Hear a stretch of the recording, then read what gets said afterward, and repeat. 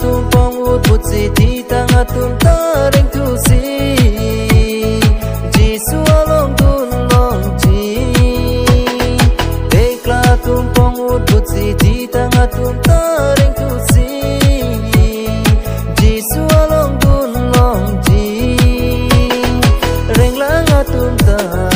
arje parlo etsi mohala bang so arani Jisu along dun long ji Injadunji injadunji injadunji injadunji injarapate langunji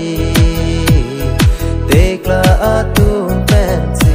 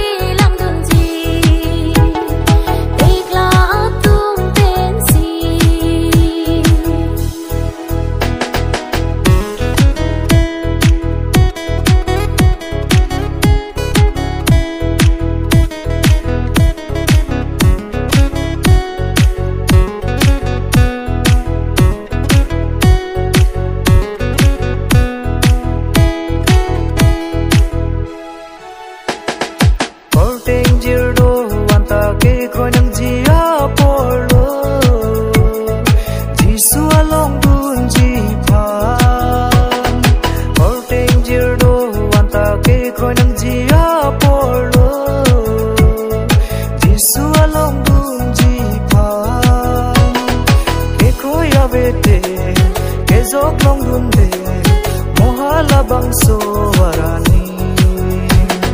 nasi ili ke koi peterna injadunji injadunji